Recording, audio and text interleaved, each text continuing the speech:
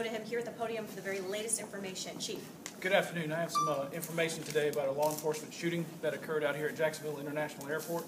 First of all, I want to be clear that this has no nexus in any way, shape, or form to terrorism. This is an incident that just so happened to occur in the rental car return parking garage here at Jacksonville International Airport. The Sheriff's Office, as well as the International Airport Police, have been in contact with federal authorities. We've conveyed the facts of what's going on today, and they are aware of everything that's been out here. 2:21 this afternoon, SWAT team members from the Jacksonville Sheriff's Office were following up on an auto theft and fleeing and attempting to elude that occurred last week on May 7th. That case occurred with an auto theft that several of the SWAT officers had been in behind a car, attempted to stop it. The subject in that car resisted arrest, was later captured, found to be in possession of cocaine. One of the subjects who was driving that auto theft eluded escape then, and an arrest warrant was issued for him at that time. That investigation led up today when an arrest warrant was being followed up on by the SWAT team members. That led them out to the 6500 block of Norwood Avenue on Jacksonville's north side. Information was that the suspect they were looking for in that auto theft was there. They conducted surveillance and followed a vehicle they suspected that the suspect was in. They verified his identity as the car drove into the rental car return parking lot out here at the airport. It parked on the first level of the garage. The driver of the vehicle stopped the car in an odd position. He exited the car almost in an attempt to see who might have been following him. The detectives at that point in time made a decision to take the suspect down after verifying, again, visually who he was. The subject was obvious to him that the gig was up, that there were police officers behind him. The detectives were attempting to take him down. One officer was pulled directly behind his car. Another had pulled his car in the front to block him in. He backed up his car forcefully, moving the car that was occupied by one of the detectives directly behind him. The car then drove forward, striking the other detective's vehicle that was there. Those detectives were in the process of getting out of the car to avoid being hit. They had to jump out of the subject's way as the subject rammed that car. That subject hit the second officer's car that was behind him again, struck another parked rental car in the parking garage, and continued to back through the parking garage. One of the detectives, fearing for the other officers who were en route, as well as the public's safety, he was already armed with his departmentally issued AR-15. He fired 3 shots at the suspect vehicle. All 3 of the shots struck the vehicle. The subject vehicle continued to flee out of the parking lot. A description was given out on the police radio of the vehicle description. That information was relayed to the patrol officers in the north side area. No officers or public were injured at the time of the shooting here in the garage. All 3 of the shots fired struck the vehicle. Again, that information was put out to patrol officers who found that vehicle in an apartment complex off of Dunn Avenue. There were 2 subjects in that car that got out of the vehicle. One subject was a 17-year-old black male. He was shot one time in the ankle.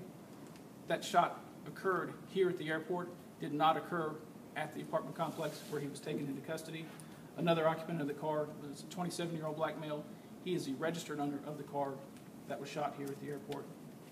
The detective who did the shooting has been placed on administrative leave per our policy. I want to reiterate that this is still a very active investigation. There were several subjects in that vehicle. We have 2 of them in custody at this point in time. We know at least 1 is outstanding and possibly 2 more. We have no information at this point in time leading us to believe that that subject would still be in the area of the airport here. The officer who conducted the shooting today is a 9-year police veteran with the SWAT team. He's Edward Rogers. And the subject that we know is outstanding from this is the auto theft suspect. His name is Rodney Addison. He's a black male. He's 20. I can answer a few questions in reference to this. Were there airport goers in the area at the time the shots were fired? That is a very highly trafficked area of the parking garage. It is the rental car return area. There are quite a few people that are in and out of there. Nobody was hurt or injured or really in the immediate area when this all occurred. Again, their fear of these detectives at the scene was that this is a subject who's already attempted to strike 2 other officers, auto theft suspect, the public safety is at risk. That's why the use of deadly force was employed. And they were basically just trying to get away from you all and wound up in the parking garage? They chose themselves to go in that parking garage. We're not sure exactly why. Again, another piece of what we're doing and what we're looking into. Where they stopped in the garage, like I alluded to, was an odd place. They parked their car next to another car. I don't know if they were attempting to steal another vehicle or what. These are known auto theft suspects, so this could be part of what they're doing, but that's just supposition. You mentioned that there was cocaine found. Were the suspects armed? At this point in time, the two suspects that we have in custody were not armed at the time. We're still going through our process of going through the car where we have it. We'll know better later exactly what was in that car at that time. But with one suspect still outstanding, there's no telling what they did have or didn't have. I can say they were armed with a several thousand-pound vehicle, which they attempted to run over two of our officers with. Obviously, still a lot of pieces you guys are putting together. Can you explain in greater detail exactly how the shooting here at JIA is connected to the incident in the lockdown of Highlands Elementary School?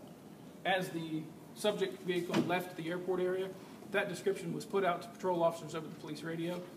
Another officer had found that vehicle pulling into the apartment complex off of Dunn Avenue. The two subjects were apprehended at that point in time. Now, we have some other information that the middle school was placed on lockdown. We're trying to piece that together to find out if that is indeed related or not to this. There were several calls that were coming in at the same time, and again, something that we're still piecing together. We're only a few hours into this, and certainly is not wrapped up by any stretch of the mean.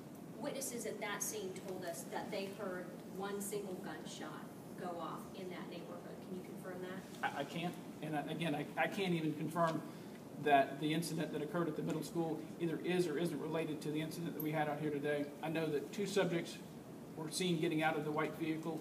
That was involved here. I know that for a fact because the vehicle was shot up, and it's the same vehicle that the detectives were behind. So you have the incident at the school. Again, not sure if that's related or not. Witnesses could have reported hearing the shot, and that could be a completely separate incident. Okay, and you said that there's one person still outstanding. Any suspect description? Anybody need to be looking out for any particular vehicle or person right now tonight? I gave you the name of Rodney Atkinson. He's a black male who's 20. We can provide the picture that we have of him to you, and we would appreciate if any public has information as to Mr. Addison's location. They could certainly call the sheriff's office or Crime Stoppers and remain anonymous, but we would like to have him in custody.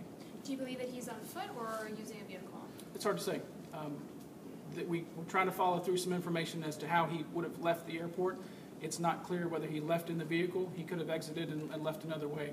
There's a couple loose ends that are being tied up with that, so it could be either way. But know that this is a dangerous man. These detectives felt that enough that they employed deadly force to stop him, and he would be a hazard to the public. So. And Chief, where do you guys go from here? Obviously, a lot of work ahead. Yeah, we're still following up. I will hold a follow-up news conference tomorrow morning at 11 o'clock. I will have some other information. Hopefully, some of these loose ends and questions that are asked tonight will be better tied up, and we can complete that tomorrow. How lucky would you say your officers are tonight? It could have turned out a lot differently. Yeah, I usually find myself talking when one of these officers employs deadly force. The job that we do is a dangerous job. The job that these SWAT detectives do, they are out looking for the wanted people, looking for the bad guys. They're very lucky to have not been struck by him. You don't know what goes through these suspects' minds. You ask, was he armed? Yeah, he was armed with the several thousand-pound car that would have run over and killed him. So they're lucky that they're going home to their families tonight. Do we have the make and model of the vehicle? The make and model of the car that was here was a Ford Crown Victoria. I can provide some additional details and possibly a photograph of that car tomorrow. Any other questions? There were 3 suspects. Are there more than that? There were 3, but are there more folks? There is the potential that a 4th suspect was in that car. We're still running that down, so I don't want to confirm that there actually was a 4th person. I know for a fact that there were 3 in the car. Any other questions? So you're searching for one, possibly 2. Searching for one who I've named and possibly another. All right. Thanks, Thanks, for your Chief. cooperation. Thank you, appreciate it.